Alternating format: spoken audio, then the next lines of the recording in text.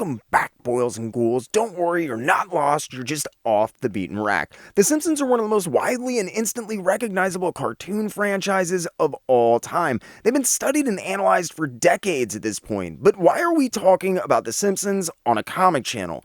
Well, while many people are unaware of this fact today, not only is their creation and history intrinsically linked to comics, but The Simpsons' very existence is actually thanks to comic books. The cartoon itself, originally created as a series of animated bumper shorts by Matt Groening for The Tracy Ullman Show in 1987, quickly earned the lovably dysfunctional family of misanthropes their own spin-off series less than 2 years later on the then-fledgling Fox in 1989. Wildly successful almost immediately, The Simpsons introduced what would prove to be one of the most successful and fondly remembered episodes of the Treehouse of Horror during the seminal second season of the show in October of 1990. As a kid, I remember watching that episode when it aired, and there was something familiar about it that at that time I could not quite put my finger on. But as I got older, I remember being kind of gobsmacked when I finally realized what it was that they reminded me of. The Treehouse of Horror felt nearly identical in a lot of regards to any number of the old EC horror titles like Tales from the Crypt or Vault of Horror. And as it turns out, I could have had no clue just how right I was. On a tip from a viewer, I did a little digging a while back, and what I uncovered was truly shocking. It turns out that not only were the Treehouse of Horror episodes indeed influenced by comics, not only did The Simpsons owe their very existence to comics, but to my complete surprise, the Treehouse of Horror were comics, and not just any comics either. Really good ones. Published annually by Matt Groening's own Bongo Comics, Bart Simpson's Treehouse of Horrors ran for an astounding 23 years, from October 1995, a mere 2 years after the company first started, until October of 2017, a year to the month before Bongo Comics finally shut off their presses and closed up shop. With names like Garth Ennis, Dan DiCarlo, Jeff Smith, Evan Dorkin, Marv Wolfman, Gene Colan, Mike Allred, Jill Thompson, Gene Ha, Gail Simone, Mark Schultz, Al Williamson, Bernie Wrightson, Lynn Wein, and so many more, by the end of this video, I almost guarantee you'll be asking yourself how you've never heard of this series before. Do not feel bad though, you are not alone. I was only ever peripherally aware of the Treehouse of Horror title until longtime viewer Arendon Sim tipped me off and asked to learn a little bit more about just how this insane series actually happened. And learn more you shall, my friend. In this series, we'll be taking a look at how The Simpsons owe their existence to comics, the rise and fall of Groening's own Bongo Comics, and of course taking a deep dive into Bart Simpson's Treehouse of Horrors. So kick back and relax for this year's Halloween episode, a truly tantalizing tale of twisted, tawdry trivia I like to call Bart Simpson's Treehouse of Hidden Horrors.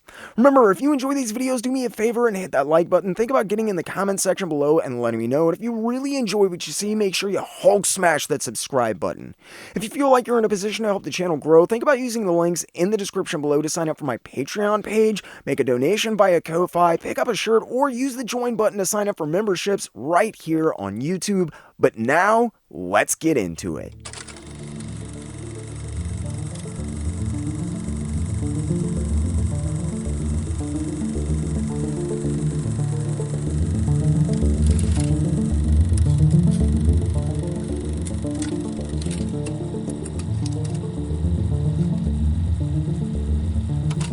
The Simpsons have become almost permanently ingrained in popular culture. They've reached such a point of proliferation that the faces of the Simpsons characters are recognized basically the world over. In the process of their global domination, they've spawned more merchandise than I could ever begin to recount here. Perhaps among the most beloved of this merchandise, though, are the Simpsons comics published by creator Matt Groening's own Bongo Comics. While a lot of people look down their noses at Bongo, who with little exception almost exclusively publish Simpsons-related titles, even a cursory glance into any one of their books showed an immaculate eye for detail and an uncanny ability to create stories that were both canonical with the show and yet conversely didn't affect the show's continuity at all. Even after the virtual collapse of the comics market following the speculator boom in the 1990s, when most titles struggled with print runs dwindling to a mere shadow of what they had once been, and make sure to check out my Deathmate episode if you want to learn a little bit more about that. But even after the speculator crash, Bongo's main title, The Simpsons comics, routinely sold around 150,000 copies a month, nearly a decade later, in 2011. In France. Simpsons comics were also one of the best sellers in the UK and generally well received across Europe as well, but most people in the US would never dream of a Simpsons comic selling more than Spider-Man and Superman combined, or triple the numbers of image juggernaut The Walking Dead. But it's true. Regularly topping international sales charts with several of their titles, Bongo is a rather strange and enigmatic company, though. They've always felt and kind of acted like industry outsiders in a lot of ways, and I think this played pretty heavily into their general non-acceptance by the mainstream comic industry for a number of years. It wasn't like they were a shadowy cabal or anything, it's just that there wasn't an inordinately large amount of information about exactly who or what Bongo really was for a lot of years, which felt very strange considering this was Matt Groening's comic company. Groening was everywhere, and the lack of media presence felt plain weird, and as it turns out, this wasn't necessarily so much by choice as by circumstance, and Bongo was mostly headed up by a small but steadfast crew of individuals who would stick with the company through thick and thin for an inordinately long time and produce a prodigious amount of work for the publisher. Most notably among these numerous contributors was a man named Bill Morrison. Morrison, who defined the look, feel, and well, basically everything about Bongo comics aside from the actual design of the Simpsons characters, is an important part of not only Bongo's history, but the Treehouse of Horrors as well. We'll get into all of that in good time. To truly start our tale, let's take a quick look at the insane origins of the Simpsons themselves, because trust me, I had no clue how intrinsically linked they were with comics until I was working on this video. Growing up in Portland, Oregon, Matt Groening was introduced to comics by his older brother at a rather early age and quickly became enamored with them. Groening was smitten by the EC titles in the 1950s, especially Mad. This interest in EC comics would not only prove to be lifelong, but actually result in a series of serendipities throughout his storied career, which helped spur on inspiration for his greatest creations. While he'll obviously be best remembered for his work on the Simpsons animated series, Matt Groening spent years toiling as a cartoonist in relative obscurity before managing to sell the Simpsons shorts to producer James L. Brooks. While most of Matt Groening's strips are fairly well preserved, originally he printed up his own self-published comic book style collections of his then virtually unknown Life in Hell work beginning sometime in 1977, selling them in various places around his new hometown, Los Angeles, chiefly the record store where he worked at Licorice Pizza on Sunset Boulevard. Groening obviously didn't make a lot of money. The books were only sold for $1 or $2 a pop and were hand-assembled photocopy affairs, and it seems he did it more for the sheer love of making his own comics than anything else. Despite not making him wealthy, the Life is Hell comics did manage to kickstart Groening's career in a number of ways. While he wasn't making a mint on the books, he was getting invaluable practice in not only writing and drawing the material for the books, but also in designing, packaging, and marketing as well. Groening self-published the books throughout at least 1977 and 1978 before managing to sell the strip to Wet magazine that same year in 1978. While Wet published the first Life in Hell material that Groening didn't, the big win came when the strip was promptly picked up by the Los Angeles Reader. At least at first, Groening had managed to get his foot in the door in enough ways at the Reader, where he was working as a typesetter, editor, paste-up artist, and rock critic. More importantly, Groening met his future ex-wife Deborah Kaplan while he was there. Kaplan helped organize Groening's work and would actually help Groening found the Life is Hell company in 1984 to publish the first professional collections of Groening's work. While Kaplan did an amazing job not only managing and kind of archiving Groening's work after they got together, before this point, however, information is spotty at best. I did a lot of looking, but finding out exactly when Groening started releasing the Life is Hell comic zines was next to impossible. I know he did it for at least 2 years. There was at least 6 issues, and that by the time the 6th issue came out, the mailing list had grown from 50 to 500 people. In fact, while nearly every source out there says that Life is Hell started in 1977, it's very likely he could have been working on it and even releasing these early comic zines as early as 1976 from some of the reading that I did. Regardless exactly how long he did it, as Groening put out these self-published comics, not only was he getting invaluable experience, but he was exposed to more and more of the industry and got pretty interested in underground comics in the process. This included Robert Crumb and many of his contemporaries. Among these names which Groening became interested in, of chief importance to our tale tonight, and Groening's fate in fact, was a man named Gary Panter. To some people, Gary Panter is a household name, while to many others, he's virtually unknown. I think most people of my generation will likely best remember Panter as the set designer for Pee-wee's Playhouse, but he has also done an insane amount of other work. Panter's done everything from Time magazine and album covers to screen printing concert posters. Strangely enough, the aforementioned concert posters are the birthplace of Panter's most fan-beloved creation, Jimbo, who was actually originally an image created for a Screamers concert poster. Panter became involved in the underground comics after refining Jimbo from the Screamers poster image into what I believe were some self-published comics that featured Jimbo. I wasn't able to find any information on those self-published efforts, but I do know that Jimbo could also be found in the local LA punk zine Slash, which is where Groening first became aware of Panter's work.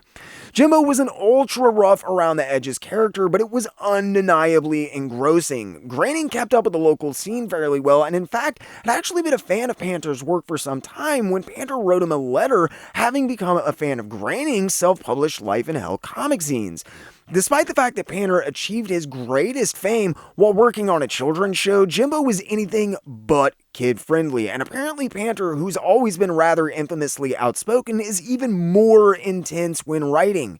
Panter wanted to get up, but given Jimbo's subject matter and the reputation that kind of preceded Panter in a lot of ways, Groening has said he wasn't sure if he actually wanted to know this guy at all. Despite his initial reservations, though, Groening eventually responded to Panter's letter. The two soon decided to meet and became quick friends, constantly scraping enough money together for a burger and plotting ways of invading pop culture with their art. And invade pop culture they would indeed.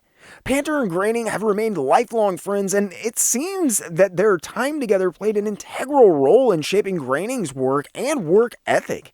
It feels like in many ways Groening kind of looks up to Panter, though today his success does far outshine even that of the multiple Emmy award-winning set designer turned fine artist. While the two have rather surprisingly never done any television or film work together that I know of, they would go on to kind of pair up for a project many years later, but we'll talk about that when we get there. I could spend an entire hour just brushing the surface of Panter's work, honestly. I don't want to get too utterly sidetracked with Panter, given he wasn't directly involved in The Simpsons, but I think I would be remiss if I didn't talk just a little bit about him. Panter achieved obvious notoriety and a marked amount of fame due to his work for Pee-wee's Playhouse, which I mentioned, but his comic work is also extremely important, and unfortunately, almost as overlooked. Panter was one of the few remaining pioneers that chose to stick with underground comics once the heyday of the 70s had come and gone.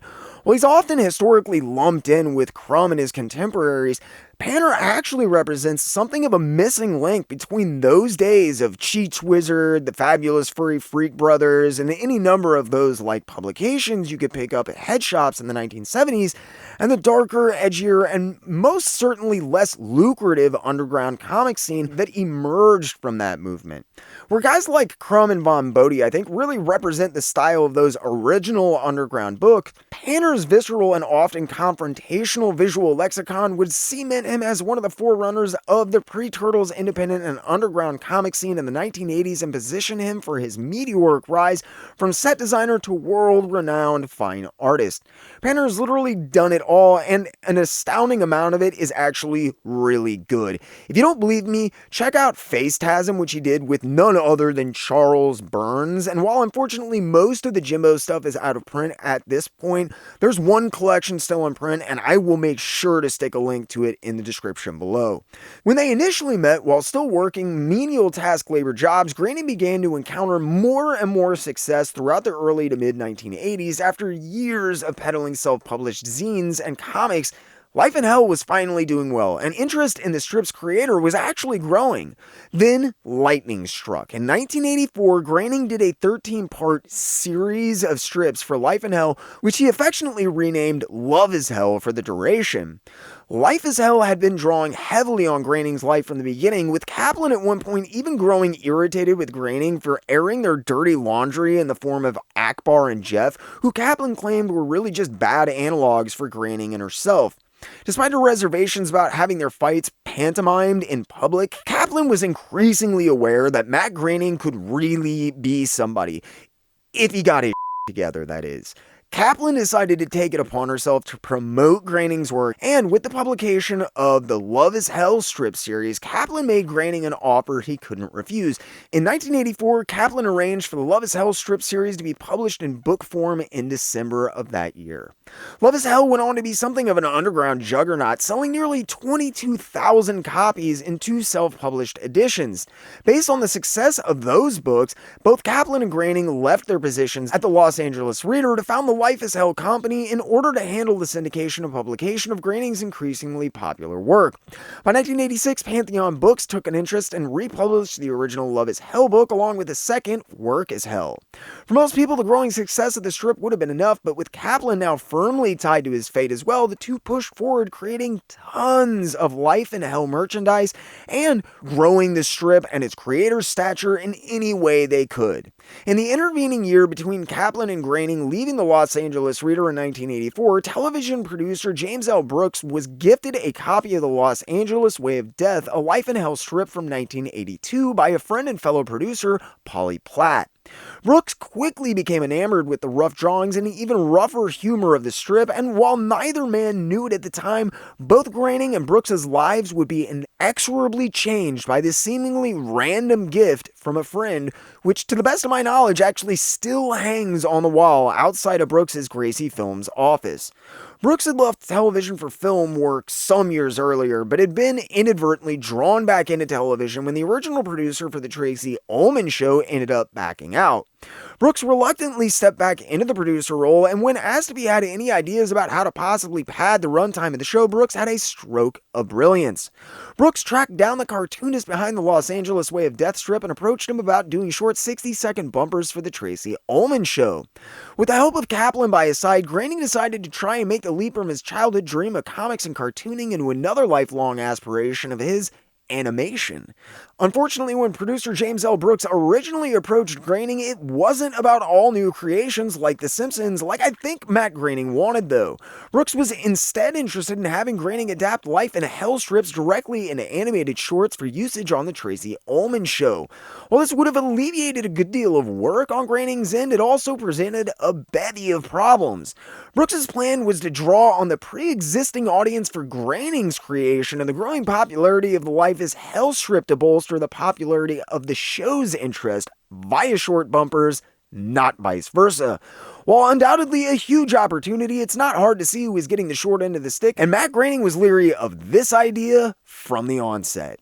Having worked in and around the industry and with numerous friends in the cartooning and comics field, he was well aware of the pitfalls that befell many of those whose creations disappeared into trademark and copyright limbo after overzealously entering into less than favorable television and movie agreements. Despite his reservations about adapting Life is Hell, Matt Groening agreed to meet with Brooks, determined to sell him on another idea instead. The thing was, he wasn't quite sure what that idea was yet.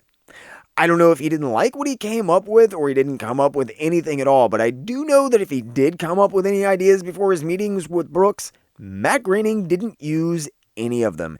Instead, in a desperate Hail Mary as he sat waiting for his meeting with Brooks, Groening was still furiously scrawling ideas and drawings on random pieces of paper.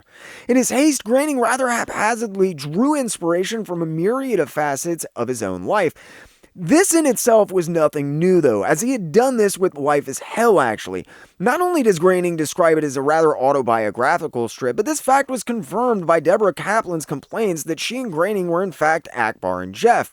Where Life is Hell drew direct inspiration from the fights that Groening would often have with his then girlfriend, however, The Simpsons were directly spawned by Groening's family. Many of the characters are at least loosely based on people he knew, and the entirety of the main cast is literally lifted from his own family. Homer is named after his father, and Groening's mother is Margaret. Groening also has 2 sisters, Lisa and Maggie. The interesting part is the origins of Bart to me though, and I don't mean the fact that Bart is actually an anagram for Brat, which is the name Groening deprecatingly ascribed to himself given he used his entire family's names aside from his own. In his haste while designing The Simpsons in Brooks' waiting room, Groening openly admits that, perhaps even subconsciously, he initially based Bart's appearance on his buddy Gary Panter's famous counterculture creation, Jimbo, which Groening had been such a big fan of. Jimbo would continue to surface throughout Panner's work over the years, eventually including a Groening-backed Jimbo series we'll talk a little bit about later. Bart's spiky hair and general aesthetic were heavily influenced by Panner's creation, who was definitely a huge inspiration to Groening.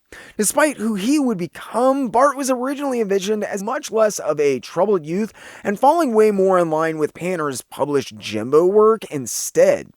Originally, Bart was more supposed to be a Tom Sawyer, Huck Finn meets Dennis the Menace character. However, most of Bart's personality would eventually be culled from Groening's older brother Mark and the voice actress Nancy Cartwright, who really affected the writing for the character during the first few seasons. While Jimbo may not be extremely apparent in Bart's finished personality, Gary Panter's creation definitely played an integral role in helping Groening manage to create and sell the rough concepts he cobbled together in a fevered sweat while he hunkered down in Brooks's waiting room. In the end, while Groening may have pulled parts and pieces from a lot of places, what he really managed to accomplish was a parody of the dysfunctional family unit.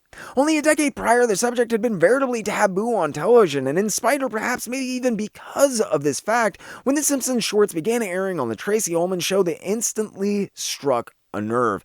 Within 2 short years, the bumper shorts would be developed into the half-hour cartoon show we have come to know and love today. While they had become increasingly popular and recognizable during the Tracey Ullman Show run, once The Simpsons hit airwaves, it was like virtually nothing I had seen before. People went crazy. Before long, The Simpsons were everywhere. There was literally Simpsons anything. I had only ever seen Disney characters on that amount of stuff. I could talk forever about why The Simpsons struck a chord, but for the purposes of this video, that isn't extremely important. What is important is that The Simpsons continued to gain popularity throughout its first season while getting its sea legs. It was during the second season, as they began to tighten down the design, aesthetic, and humor that would go on to define the show, that they introduced what would become one of the most popular and endearing episodes of all time, and in the process inadvertently create one of the longest lasting mainstays of the show, the Treehouse of Horror. Initially conceived of as a one-off idea, the concept was quickly transformed into an annual tradition due both to extremely positive fan and critical reaction, as well as the fact that everyone apparently loved doing them. If somehow you're unfamiliar, each Treehouse of Horror episode is an anthology featuring 3 shorts, usually a parody of a well-known horror or science fiction work. Well, at least in the beginning. While this concentration on horror films and science fiction was obviously no accident, as they were Halloween episodes, surprisingly it wasn't entirely about doing a holiday-themed episode either though. Here's where we start getting into the juicy bits and tying all the pieces together. Remember how Matt Groening loved comics so much growing up, specifically EC comics? Well, despite the fact that the Treehouse of Horror episodes weren't his idea, it turns out Matt Groening wasn't the only comic fan that was involved with The Simpsons even during those halcyon days. He wasn't even the only EC comics fan. Sam Simon, another writer and producer from the Tracey Ullman Show, who helped co-develop The Simpsons for Fox along with Groening, not only came from a cartooning background himself, but more importantly, loved EC comics as much, if not more, than Matt Groening did. Apparently, Sam Simon was so fond of them. The Simpsons animation crew on those early seasons have even recounted tales of how he actually kept collections of a lot of EC titles in his production office. A massive EC fan, Simon was the one who initially hit on the idea of doing a Halloween episode in the same vein and anthology layout as an EC comic. In addition to the tales, they would cast Bart as the narrator, not only in the tradition of the EC horror hosts, but in an attempt to cash in on the character's growing popularity as well. While it's rather general, after getting the basic idea hammered out, Simon talked to another fellow Simpsons writer and producer, Al Jean, about it. Now, Matt Groening was born in 1954 and Simon in 1955, probably explaining their long-standing love of the EC horror titles. Shockingly, however, during these conversations, Simon, who was 6 years his senior, discovered that Gene, who wasn't born until 1961 during the beginning of the Marvel age, happened to be a big fan of the old EC comics as well. Gene agreed that it was not only a clever idea, but a good way to cash in on Bart's ever-increasing popularity. With Gene behind him, Simon finally approached Groening, apparently with some amount of apprehension actually, that Groening might not even entirely get what he was trying to do, or worse yet, find the whole thing way too outlandish and just plain stupid. You have to remember the Treehouse of Horror was a big departure for the show at the time, not only stepping outside of continuity, but offering up some of the first meta commentary by the show on its own existence. As we know, Groening was not only a big fan of the old EC titles and therefore highly predisposed to liking the concept, but at the time Groening was also trying to allow more people to contribute to The Simpsons by including ideas and contributions from places other than just himself. In interviews, he says his hope was to make the show more intelligent and interesting by integrating ideas from a host of different places, but I think another big thing is that Matt Groening was hoping to lighten a little bit of the massive workload that was being heaped on his shoulders as the show continued to exponentially increase in popularity with fans and critics, many of whom had begun to change their tune about the show during that pivotal second season. Because Sam Simon was the one who had come up with the idea, as well as his attempt at a more hands-off approach, Matt Groening put Sam Simon in charge of the entire thing, and they were off and running, as they say. After some initial thought, Sam Simon basically decided that there really wasn't much improving on the old EC books. Instead of trying to reinvent the wheel, they should attempt to approximate the look and feel of the original EC comics as much as possible while still holding to the aesthetic and comedy of The Simpsons. Sam Simon didn't just mention these books in passing or have his animators read a few stories to, quote, get a feel for what they were doing. Oh no. According to David Silverman, one of the lead animators responsible for the first Treehouse of Horror episodes, when he was first approached with the idea, it was explained to him as doing, quote, something that emulated those comics, end quote. Incredibly, at the end of the day, the basic idea was more to adapt an episode into a comic rather than comic into an episode. The production staff is a pretty tight-knit group in the beginning, and apparently the animators paid commendably close attention to this note when it came to actually creating the episode. It was actually pretty incredible learning the lengths which the animators went to preserve the EC comic book legacy in the Treehouse of Horror episodes, especially for guys who weren't necessarily huge fans themselves. David Silverman in particular, it seems, really took this sentiment to heart, and when they were creating designs for the few original characters that were to appear in the first Treehouse of Horror episode, Silverman has said in interviews that the two aliens, Kang and Kodos, who have gone on to be something of a mainstay of the show and even entered official canon, are, quote, pretty much lifted straight off an old EC comic we had laying around the office, end quote. Going on to point out that, quote, they were pretty much on the cover of some shock suspense stories, end quote. While you would assume that he was obviously referencing an EC cover, I've always felt this was a little bit of an exaggeration. After a ton of digging for this video, though, what was really puzzling is that writer and producer Mike Reiss also confirmed this claim repeatedly, once in a commentary track and then again in his book Springfield Confidential as well. Frustrating beyond measure, however, in both cases he neglected to actually name which cover or covers being referred to. The closest I came was the commentary shock suspense stories info and this quote from Mike Reiss's Springfield Confidential. Quote, Kang and Kodos were inspired by aliens on the cover of a 1950s EC sci-fi comic in Sam Simon's office. As I spent an inordinate amount of time looking into the covers from which the two aliens may have been spawned, I quickly learned that the two aliens both derived their names from Star Trek episodes. Kodos the Executioner appeared in the conscience of the King, and Kang was a Klingon captain from the episode Day of the Dove. Why am I rambling about random Star Trek episodes on a comic channel? My point is, I was easily able to ascertain the exact episodes and characters which provided the two with their names. After countless months of internet sleuthing, and trust me, apparently I'm not the first person to get really curious about this, I found exactly 0 covers from the EC library that match up with Kang and Kodos, who were simply described as, quote, an octopus in a space helmet with a trail of goo, end quote, in the script. While I would normally chalk the fact I was able to so easily ascertain the origins of Kang and Kodos' names up to the fastidious nature of Star Trek fans, and I want to say for the record, I think it's nothing short of amazing how well they not only accumulate, but more importantly share, disseminate, and steward said information, and I take a lot away from Trekkies. That type of information collection, analysis, and unbiased cataloging of material has played an inordinately large part in how I approach the subject matter for this channel.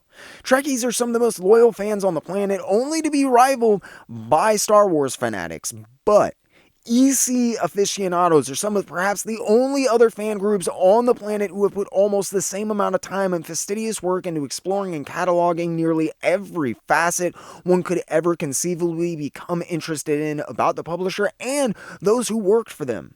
With this in mind, I think it's much more likely, and I'm not alone here, that Reese, Kogan, and Wolodarski may be referring to two different covers, specifically Weird Science 6 and 16. While definitely not an exact match, these are the only two possible covers that anyone has ever been able to come up with that point to the possible direct EC origins of Kang and Kodos' designs. If you look close at the Weird Science covers, it's not hard to imagine the animators drawing reference from them. There's something that bugs me about this narrative though, a lot actually. According to the commentary track for the second Treehouse of Horror episode, there was something of a to-do about Kang and Kodos drooling the entire time. The drool was a lot more work for the animators. It was constantly moving and both characters drooled the entire time they were on the screen, even during mostly static shots, requiring an inordinately larger amount of time and effort to animate. Matt Groening personally wondered why they hadn't cut the drool to make things easier on the animators. Again, why is this important that you're screaming at your screen? Well, neither of the aliens on those Weird Science covers are drooling. And it's not in the script. If you put them together, they have the tentacles, they have the domes, there's a lot of aspects from Kang and Kodos, but there's no drool. The producers and showrunners would have known from the start that amount of extra work the drool would be. While it's possible this was just something they added to spice things up and make it a little bit more fun and interesting to look at, it seems unlikely an entire production department would suggest using drool knowing it was going to mean more work for the same amount of pay for the animators and potentially slow things down a lot. That is, unless they had a vested interest in it. Unfortunately, whether this is remaining true to the design they found on some EC comic covers in Sam Simon's office as he had requested, or because they just thought it was cool, we may never know. It's a small thing, I guess, but it does make me wonder if there's actually a third cover. If I looked at all the EC covers like I claimed, how could there be a third cover though, you're asking? Well, remember that everyone actually working on the episode were told to use the EC comics as a template, while definitely appearing to have kind of gone above and beyond to do their best to stick to this note from production. Silverman, Reese, Kogan, and Wolodarski were not professed lovers of EC comics, unlike Sam Simon, Al Jean, and Matt Groening. It's extremely possible that while researching and looking at books of old horror and sci-fi covers of that era, even in Sam Simon's office, like Mike Reese has claimed, they saw a cover from an entirely different publisher. Given the extreme amount of imitators that sprang up around EC and the limited knowledge that both Reese and Silverman conceivably possessed about EC comics, and you're left with the very distinct possibility that they did indeed lift Kang and Kodos off the cover of a comic. However, that could have been any number of EC imitators that Sam Simon enjoyed reading and happened to have in his office at that time. With Simon having unfortunately passed on, and with the actual issue number and indeed EC title in general being far from the biggest question people have about the show, we'll probably never know the exact truth of Kang and Kodos' exact ties to EC comics, or their lack thereof. Regardless, though, of Kang and Kodos' origins, the most blatant holdover from EC, aside from, well, the entire structure and idea for the episode, was the funny names in the credits and on the gravestones. Most of the EC creators had nicknames or monikers that they were kind of branded with, such as Ghastly Graham Ingalls, which was always my personal favorite. Funnily enough, like the drool, these names have become an increasing chore and kind of a millstone around the neck as the show has continued, and they drive a lot of the showrunners kind of crazy at this point. Sadly, it seems this is the extent of the EC connection for the show. Fortunately for us, though, just as the Treehouse of Horror episodes came into prominence, there was an ever-increasing torrent of Simpsons merchandise hitting the shelves as well. I know I'm kind of beating that into the ground, but seriously, if you can think of it, someone was making a Simpsons whatever.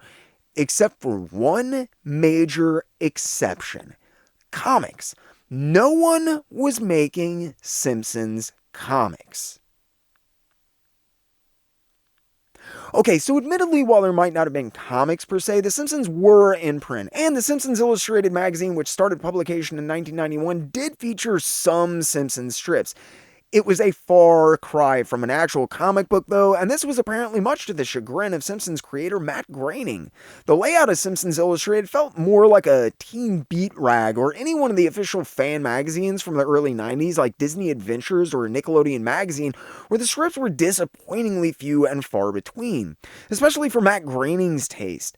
Given Groening's background in cartooning, the fact Groening wasn't putting out the somewhat deceptively titled Simpsons Illustrated magazine might seem rather strange as well. With the inundation of attention he was suddenly achieving, it's most likely this fact was due at least in part to Matt Groening simply trying to adjust to his new success and everything that came with it when The Simpsons really started to take off, including his workload. It's also highly likely Groening and Kaplan may have thought it best to let someone else financially test the waters with Simpsons publications rather than making any foolhardy financial leaps themselves right out of the gate, having almost a decade of experience in the publishing field by this time in 1991. Whatever the reasons, Groening initially opted to license the publishing rights for The Simpsons to a man named Don Welsh for his line of children's publications rather than attempt anything himself. The Simpsons Illustrated left a lot to be desired in some regards, but cleverly as part of the licensing agreement, Groening had managed to get himself directly involved with the publication without the headache of actually putting the magazine out. It seems he had big plans for the magazine from the start, and Groening's plans would soon come to hinge on a then relatively unknown freelance writer and artist who was quickly rising up the ranks in the illustration department of Fox, who I mentioned earlier, Bill Morrison.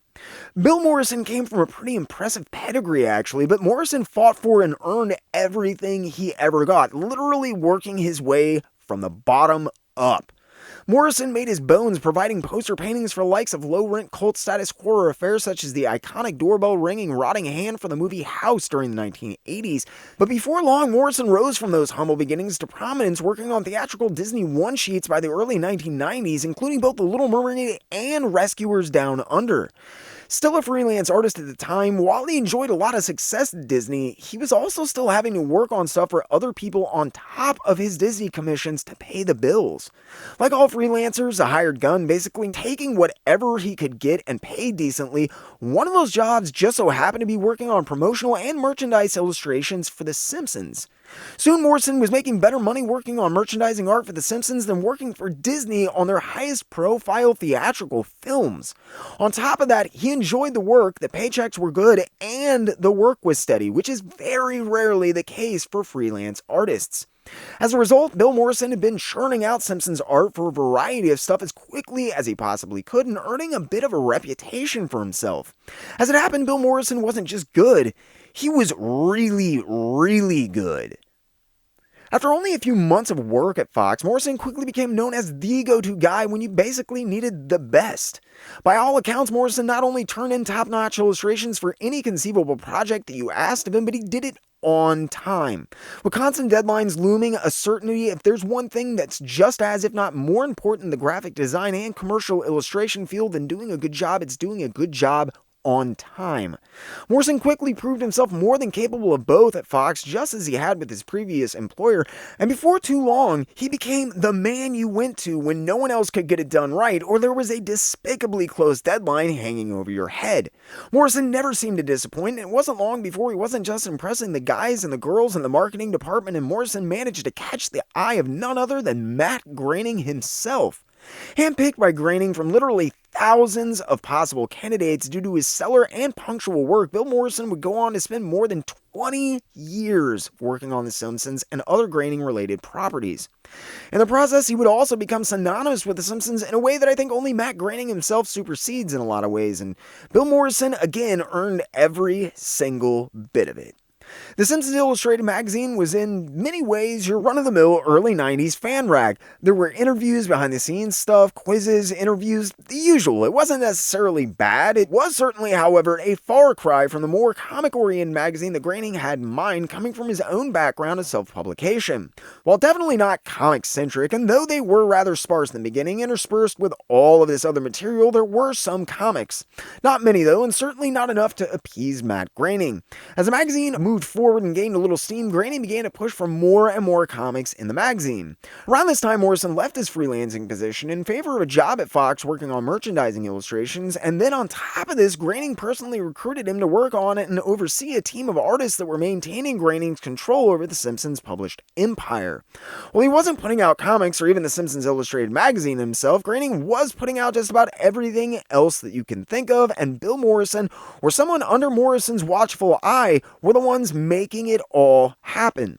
For the first issue of Simpsons Illustrated, he was the obvious choice for Groening when it came to start putting the comic section together, and he suggested him to Steve Vance, the guy responsible for putting Simpsons Illustrated magazine together. Morrison was definitely capable of producing high-quality illustrations, even against tough deadlines, and this made him a good fit for strip and comic work, but it was untested waters for Morrison, who, despite wanting to become a comic artist during his youth, had never actually worked on a strip or comic before in his life. Early on in his career, Morrison had discovered what it takes a lot of graphic designers and illustrators decades to discover. Hollywood will pay you as much for a series of storyboards that no one will ever see as you could possibly make in an entire lifetime working on comics on the highest paid stuff. That's just a fact. So when Morrison was presented with a well-paying side project for his lucrative Simpsons illustration work, he leapt at the opportunity. For the first issue, Morrison was tasked with the Krusty the Clown strip, which lasted only about 8 or 9 panels. It turned out well, and Morrison had fun doing it, so he quickly phoned up Steve Vance and asked if there was any other stories for him to work on. Morrison was eager for more work, but given that the Krusty strip had been his first ever comic work, he wasn't sure if they would have him. As luck would have it, they actually were happy to give him more work, but the problem was they didn't have any more scripts. Groening was apparently pretty vocal from the start that they should include a lot of comics and illustrations, but Vance explained to Morrison on the phone that they weren't really equipped to handle all of that. As he put it, they would have to, quote, work up to that. Then Vance told Morrison something that would change both of their lives, and even Matt Groening's life, forever. Steve Vance suggested that if Morrison wanted to write some stuff and draw it, they'd be happy to publish it. Not only did they like his work, but the more comics they could get together, the happier Groening was going to be. What Vance didn't know was that Morrison had never written anything in his entire life and didn't even know how to type at this time. Despite these limitations, Morrison had enjoyed working on the story enough he was determined to get something together. In the end, he actually hand-wrote his follow-up script and recruited his girlfriend to type it up. He submitted the story to Vance, it was quickly approved, and he went on to contribute a number of stories which he both wrote and drew for the magazine over the next year. While it feels like Morrison had already become smitten with comics by this point in 1993, another pivotal moment occurred when the Simpsons Illustrated staff had to come up with a theme for their second annual. The 1992 annual had been in 3D, which had gone over well, and they had to come up with some way to top it. While the entire staff was racking their brains for ideas, to future Bongo Comics co-founder Steve Vance, the answer seemed simple. What would begin as a simple theme for a magazine annual would become one of the defining moments in Simpsons history, and I don't know if I've ever even heard it brought up. Knowing Groening had been pushing for more original strips and comics in the magazine because what he really wanted was a comic anyway, Vance suggested that they not only do an all-comics issue of The Simpsons Illustrated, but that they shrink it down from its normal magazine-sized format and make it a proper comic book, if only for one issue. Unsurprisingly, Groening greenlit the idea, and the result was the January 1993 Simpsons Comics and Stories one-shot. According to interviews with Bill Morrison, basically everyone who would go on to found Bongo Comics ended up chipping in to make the Simpsons Comics and Stories one-shot happen. Of course, at the time, that was really only like 3 people. There was Bill Morrison along with Steve Vance and his wife Cindy, and between them, they pretty much pulled together the entire Simpsons Comics and Stories issue. But it was not easy. Morrison recalled in interviews how he actually ended up crashing on Steve and Cindy Vance's floor in a sleeping bag on more than a few occasions as they feverishly worked against the clock to get the 36-page issue done. While working on the Simpsons Comics and Stories one-shot is kind of a blur to him at this point, Morrison did recall that once they had finally finished and the issue had actually gone to print, they actually felt like they'd done a pretty good job, all things considered, and were pretty happy with their work. It was another job well done, but it wasn't anything world-changing, or so they thought. As it turned out, the small cadre weren't the only ones who thought they had done an okay job, and there might have been a slightly larger market for Simpsons comics than anyone had ever anticipated. While Simpsons merchandise was and still is a multi-million dollar a year industry, even by those standards, Simpsons comics and stories did pretty darn well. There was virtually no overhead, it was done by an exceedingly small group of people, and when it was released, it was an unequivocal success, selling a reported 175,000 copies. These numbers proved what Matt Groening had long suspected. There was plenty of room on the newsstands for Simpsons comics and no shortage of people interested in reading their antics. In 1993, during the fourth season of the show, based on the success of the Simpsons comics and stories by Welsh Publishing, Matt Groening reclaimed the publishing rights to The Simpsons. He then founded Bongo Comics with Bill Morrison as well as Steve and Cindy Vance. Just like the Simpsons comics and stories affair, Bongo really was a bare-bones operation in the beginning. There's only a handful of staff, and Bongo was forced to be more thoughtful and contemplative when it came to their titles. The basic idea was concentrating on quality, not quantity. They couldn't afford to drown out their competitors like Marvel had repeatedly done over the years, and they put a lot of thought into their initial offerings of titles. Not that it helped them much, unfortunately. While they had launched with the eponymous Simpsons comic title, which did well, they followed this with 3 series: Itchy and Scratchy Comics, a really cool 6-issue Radioactive Man limited series, and the tragically short-lived Bartman, all of which failed to garner attention from Simpsons fans or comic readers, either one. Well, at least positive attention, that is. Itchy and Scratchy came under fire almost immediately from parents for being far too violent, and it peeved fanboys who thought it wasn't violent enough. There just didn't seem to be any good middle ground for the series, and Morrison has since stated in interviews that the series was just a bad idea. While the bloody mutilation of Itchy and Scratchy lasted only fleeting seconds on The Simpsons show, every panel of horrendous violence appeared to be frozen in time and threatened to indelibly sear their way into some unsuspecting child's mind and scar them for life in the comic book. Bill Morrison obviously did not like Itchy and Scratchy any more than anyone else did, referring to the series as, quote, grotesque at one point. The series didn't play well, it wasn't received well, and it didn't sell well either. While many sources claim that Itchy and Scratchy was supposed to be a miniseries from the beginning, as it lasted all of 3 issues, it was not. It just got canceled fast.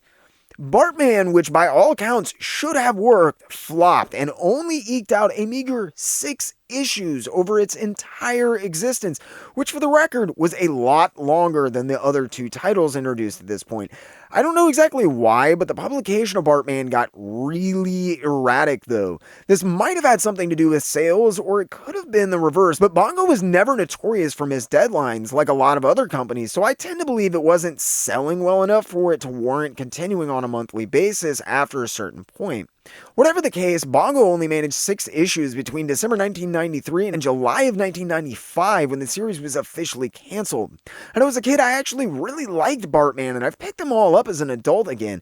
And for what they really are way better than they have any right to be.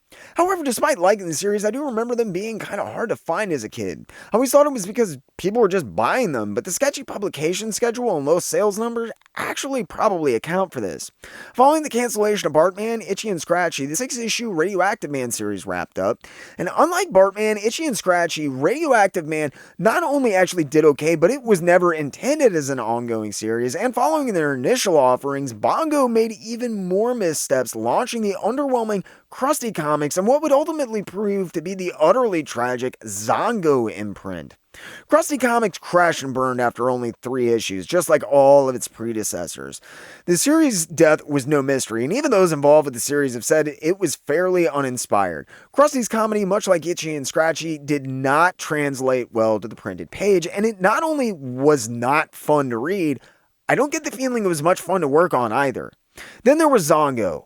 Oh man, Zongo. I don't want to get too sidetracked with Zongo here. That's another episode entirely. But it is worth noting that Zongo managed to release 7 issues of an absolutely amazing Gary Panter Jimbo series before they went tits up. The only other series that Zongo ever managed to get out was Fleener, but both Fleener and Jimbo either failed to resonate with people or I think in many cases never found their intended audiences. A lot of people didn't know that Zongo existed, and fewer still that they weren't just another Simpsons imprint. It was a vast leap from The Simpsons to the existential surrealism of Panter's Jimbo, and the experiment just did not work. Struggling along Zongo would be one of the biggest and longest lasting of Bongo's many early mistakes, existing until sometime in 1997 when they would finally be forced to close up shop, with estimated print runs in the hundreds of copies. Now, for the record, if you're not selling 5,000 to 7,000 copies of a book, there's no way you're making money on it. If you're selling a few hundred copies, there's no way you're not losing money on it. And I find it admirable that Zongo managed to stick around as long as they did, all things considered. While years later, Jimbo especially has found an audience, those Zongo issues are highly sought after on the secondhand market. At the time, Zongo was an absolutely unmitigated dumpster wreck disaster, and it had to have been a money pit for the fledgling publisher, who was still struggling to find their identity and place in the industry. It seemed 1995 was not going to be Bongo's year. Several of their flagship titles, which many had assumed would do well, had instead bombed, and not because Bongo had done a bad job either. They just flat did not work. Zongo was a snafu, and to make matters worse, they only had a small selection of various one-shots slated for the rest of the year. Things were looking bleak. Thankfully, Bongo had an ace up their sleeve, even if they didn't know it. Originally slated as a one-shot and released in October of that year, Bart Simpson's Treehouse of Horror would go on to become Bongo's second longest running series, lasting from 1995 until 2017, not only proving to be their most critically heralded and acclaimed series, but attracting attention from inside and outside the comic industry. While a once-a-year publication certainly did not save Bongo by any stretch of the imagination, the names and subsequent attention that it did attract proved instrumental in keeping Bongo's early efforts going as the comics slowly crept overseas and into foreign markets where they would eventually find a much more receptive audience. While Bart Simpson's Treehouse of Horrors would prove to be an instrumental and defining moment in Bongo's history, as well as for many of those involved, just as work on what would become Bongo's defining series began, behind the scenes things were beginning to fall apart as everyone in the tight-knit group involved worked long hours for little pay. In fact, a strangely fortuitous series of events resulted in the creation of the Treehouse of Horrors, even though they might not have necessarily seemed very fortuitous as they were happening. After only a year with the company, Steve and Cindy Vance had decided to leave Bongo in 1994. I was able to find exactly 0 interviews with Steve or Cindy Vance, either when they were involved or about why they left Bongo exactly. I have a suspicion, but there's no way to know for sure. I do find it a rather odd coincidence that right around the time that the Vances left Bongo, it was publicly announced that Welsh Publishing had been purchased by Marvel Comics. And by right around, I mean the exact month. There's only one article that I know of that even dealt with the legal logistical nightmare that resulted from this buyout, but I'm going to try and do as succinct as job as possible. So apparently, for whatever reason, despite the growing popularity of the Life in Hell book collections, Groening had made an agreement with Welsh to get out 18 books in the next year in exchange for them helping back Bongo to get them started. These were the aforementioned 6 issues of Radioactive Man and Simpsons comics, and the 3 issues each of Itchy and Scratchy and Bartman. During the course of the year, not only did the books, shall we say, underperform a little, but Marvel was now the controlling shareholder of the backer behind Bongo. The pay couldn't have been good, and with their 18-issue contractual obligation to Marvel via Welsh Complete, either reading what they thought was the writing on the wall, a fear of what the company might become following Marvel's acquisition of Welsh, or for some unnamed reason, the Vances both mutually departed Bongo Comics with their last credits appearing in the Simpsons Comics Extravaganza, cover dated October 1994, the same month it was announced that Marvel had acquired Welsh Publishing. The Vances had been the only ones with any real experience, and with Matt Groening far too busy to logistically run the company himself by this point, despite his inexperience, there was really only one man left standing. Bongo was a fledgling company, and while Groening didn't appear to have any sort of backup plan, he didn't shutter the company or bring in any outside help. Instead, Matt Groening made a bold and ultimately genius decision, a sort of leap of faith, if you will. He put Bill Morrison in charge of the entire Bongo operation. Morrison had written his first comic only 3 years before and didn't even know how to format a script or even type at that time. While he'd been involved with nearly every facet of Bongo's creation since then and proven himself more than capable time and time again, the entire operation could have gone south quick. Running a comic company, even one with such a limited scope and somewhat built-in audience, is not an easy thing. Rather than completely crashing and burning, as many no doubt expected, the gamble paid off in spades, and instead, this is where things start to get really interesting. By a strange way of happenstance, according to interviews, Bill Morrison grew up reading comic books and had always actually planned to be a comic book artist. But fate had kind of intervened. Instead of comics, he found himself in the animation and illustrative art field in California, working for monstrous conglomerates like Disney and Fox. While he'd always been extremely successful at what he did with those companies, running Bongo was a chance for Morrison to live out one of his childhood dreams. From the outside looking in, it would seem that Morrison was basically left alone to play with all of the toys. However, stories were supposed to be at least possibly canonical and could not deviate from the rigid character design sheets that every artist was given. This was an office-wide edict from the start, and you would think this might have been extremely creatively stifling, as well as more than a little frustrating for Morrison, who no doubt took the job for immensely larger amount of freedom that it provided, not the paycheck. However, as it turns out, this wasn't an edict from Matt Groening or even the Vances, but from Morrison himself. Morrison appears to have been vehement from the start that Bongo comics portray the characters in the same way as you saw them on the screen, like down to the line. And you can see, looking at the incredibly exacting standards to which the early Bongo books were held, this was totally non-negotiable and a seriously big thing for Bill Morrison. According to Morrison, there's a pretty good reason for this, though, at least to him. Morrison had grown up despising comics that adapted famous cartoons and completely changed the characters in fundamental and seemingly needless ways in Morrison's adolescent eyes. During his youth, there had been any number of cartoon adaptations on the newsstands, but it seemed to Morrison, even as a kid, that they just could not seem to get it right, and it bothered him a lot.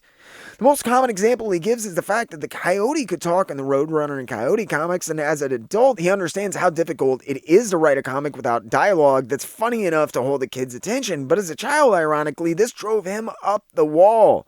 Even in his youth, Morrison could not understand or excuse it, and because of this, he felt that for the Simpsons comics to be truly effective and succeed, they should be capable of operating as an actual episode of the show. Morrison wasn't only adamant that the characters be visually portrayed as they were seen in the show, but act and talk that way as well. This resulted in the uniformly high quality of all of Bongo's titles, both story and art-wise. Despite what you might think of the overall product, it's hard to argue that Morrison didn't achieve his goal even when looking at some of the earliest Simpsons comics that he's responsible for. Despite his seeming need to strictly adhere to the model's humor and story structure from the cartoon, Morrison has said in interviews that titles like Radioactive Man were actually the funnest for him to work on, and you can tell. While all of Bongo's comics are undeniably of an extremely high quality, in my opinion, they did kind of feel like Archie in a lot of ways. Didn't matter which comic you picked up. You knew the characters and how they looked and how they were going to act, and you can kind of feel this in the writing in a lot of ways. It's very formulaic and plotting, especially in the beginning. With Radioactive Man especially, though, there's a sort of almost electricity to them. Morrison's love and knowledge of comics really does shine through the material. In this case, a parody that just as easily could have been nonsensical crap. Rather than descend into stupidity or simply even poking fun at the source material, Radioactive Man is chock full of nods and homages, remains true to Bongo aesthetic and feel, and is just an overall fun read. You could tell that given just this modicum of freedom, both Morrison and the artists working on the series put just a little bit more TLC into it. It's hard not to like something and want to give it a little bit more attention when you're injecting part of yourself and the things that you love into it, and Radioactive Man was the first series to really showcase this in Bongo's case, in my opinion. Radioactive Man was more an act of love and genuine interest than most of the other Bongo titles, which were essentially spin-off series featuring side players in the Simpsons universe in their own titles in basic descending order of their popularity. Once he was promoted to de facto editor, head writer, head artist, and art director in October of 1994 following Steve and Cindy Vance's unexpected exit from Bongo, Morrison began working on a few different projects and ideas that he had to take the company in a different and hopefully slightly more successful direction. He fought for and got approval for the 80-page Radioactive Man Colossal Special, a personal labor of love for Morrison, which took the Radioactive Man series to a completely new level and ensured that the character would stick around for years to come. While a wonderful read, unfortunately, the Radioactive Man special had little impact on the newsstands, but it does seem to have kind of reinvigorated his love of the medium. Following the completion of his Radioactive Man pet project, Morrison began to try and make his first real attempts at reinvigorating the company and getting the products out to a wider audience. For inspiration, as always, he looked to the show and was struck by the insane popularity of the Treehouse of Horror episodes and became convinced there had to be something that they could do with the comics to capitalize on that. Morrison, like Groening in that waiting room all those years earlier, just wasn't exactly sure what that was yet. While he figured out what he was going to do with the Treehouse of Horrors idea, Morrison began having the company take their first real steps to interact with and be a part of the industry. While Morrison had the general idea of an annual publication of some sort for a while, it was during the convention seasons of 1994 and 1995 that the details of Bart Simpson's Treehouse of Horror really began to take shape. As part of their new, more proactive and interactive approach to things, Morrison and his fellow Bongo employees worked the convention circuit for the first time, meeting and talking to people, both fans and industry professionals alike. As they did more and more shows, they met more and more writers and artists from every conceivable walk of life who all seemed to have one thing in common. They loved The Simpsons. Although Bill Morrison doesn't remember who it was anymore, before too long after talking to one of these huge names in comics, a Bongo employee had an idea. Morrison said they looked around on one of those convention floors and were like, what if we asked one of them to do a book? It was a brilliant idea and it would seem like a no-brainer, but it was also a hard sell for Morrison. Even from the beginning, Morrison and Bongo had gotten some amount of pushback from artists who did not want to have to be perfectly on model constantly, which required almost continual consultation of model sheets and character designs for every single thing that you drew.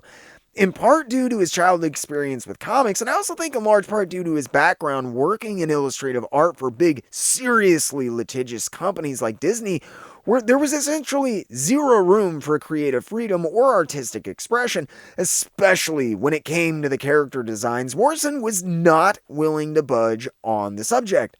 Morrison knew that bringing in big names from outside of the company was a good idea, but conversely, they also knew if they approached some of these people they'd met who had a real name in the industry and wanted any real hope of them working on a book, they were going to have to show some flexibility, which was obviously something Morrison felt extremely uncomfortable with.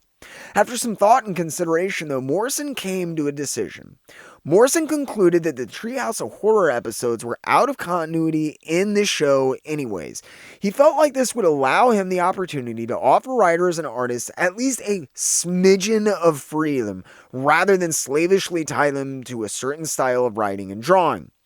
The idea was simple: get all these well-known writers and artists from the industry and lure them into doing a story for the Treehouse of Horror with the promise of allowing them creative freedom to play with the Simpson characters.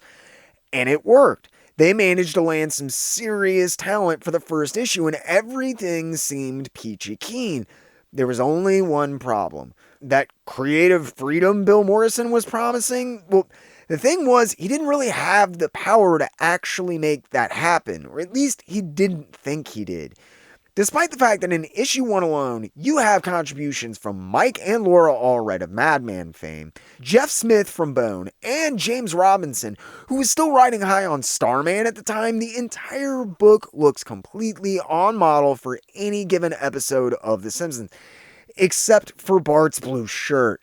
Man, does that drive me absolutely insane looking at these Supposedly, the blue shirt was introduced to trick bootleggers when the show took off in popularity, according to urban myth. If Fox saw an orange shirt Bart on a piece of merchandise, they knew it was a knockoff. This is malarkey, though. The real reason is actually kind of funny if you think about it. Back when The Simpsons were really starting to take off in popularity, Fox was falling all over themselves to get merchandising out there.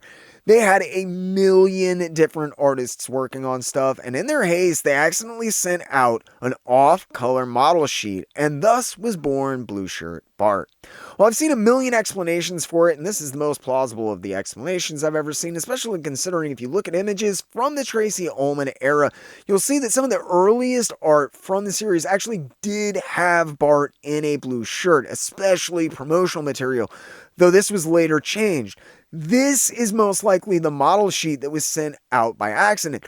Why in the heck the blue shirt stuck around, and especially why Matt Groening's own comic company, run by a man obsessed with staying on model, chose to continue to use this incorrectly colored shirt makes no sense to me, and neither did the fact they'd gone to the trouble of getting Jeff Smith, Mike, and Laura Allred, as well as James Robinson, all extremely well-known artists, and then really not allowed them to draw much of anything at all for the issue. I wasn't able to find any direct quotes about this, but I get the feeling Morrison had a really hard time letting go of control on this first issue especially. He did pencils which Mike Allred inked and Laura Allred colored on the first story Little Shop of Homers, and he did all the art for both James Robinson and Smith stories as well. While Smith and Robinson are both talented and well-achieved writers in their own rights, it kind of defeats the purpose of hiring or paying famous artists to work on the series if they had to remain entirely devoted to models and writing formulas, especially considering it seems to have been the antithesis of the idea for the series going into it. In interviews, Morrison claims that this trepidation was because he was scared. He did not want to tick off Matt Groening by going completely off model and off script with his characters. I think there's more to it than just that, though, and Morrison ultimately struggled with relinquishing control for a number of reasons. When you team his fear of angering his boss, Groening, with his childhood aversion to improper, non-canon versions of cartoon character adaptations, and then add to this the fact that he literally spent decade working for some of the most difficult to deal with companies on the planet doing movie posters and other promotional artwork, I think he was basically incapable of budging on the artistic lockdown he'd imposed on Bongo Comics. Because of this fact, while Bart Simpson's Treehouse of Horror is named as such, it bears little resemblance to what the title would eventually become once people were really let loose to run free. I obviously do not have time to do an issue-by-issue breakdown here of 23 issues, but it feels like there's a definitive arc to the Treehouse of Horror issues, a beginning, middle, and end of the series. Like they were building to some unknowable end goal, even if they didn't realize it at the time. It was an interesting process, but not an extremely quick one, as evidenced by these early issues, which we'll get into more next week. For now, I hope you all enjoyed this rundown on the origins of Bongo Comics and the comic book origins of The Simpsons, maybe even learn something.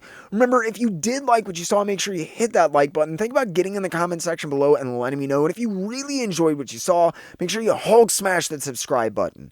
If you do that, make sure you ding the little notification bell so you never miss another video or premiere again. If you feel like you're in a position to help the channel grow, think about using the links in the description below to sign up for my Patreon page. For as little as $3 a month, you get access to tons of behind-the-scenes posts, merchandise discount codes, exclusive material, and you can even get your name in the credits on the next episode. If you want to support the channel but Patreon is not your thing, have no fear. After 2 years of fighting, I can finally offer memberships right here on YouTube. Just click the little join button to make sure you check out the different tiers for the perk that fits you best.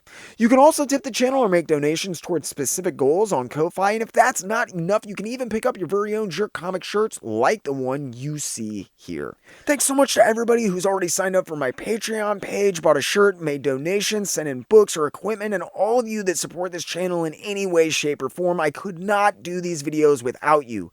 Speaking of which, as always, this video was brought to you by the Jerk Broadcasting System, as well as generous grants from the viewers you see on the screen now. I'd also like to personally thank my loyal Wednesday Warriors, Mike Dolan, John Utley, David Arroyo, Super Chasen, and Mike Dolan again. Thank you all again for sticking with me. I hope you enjoyed, maybe even learned something, and as always, I really, truly, and honestly ask only two things. Keep it in those local shops, and keep reading comics.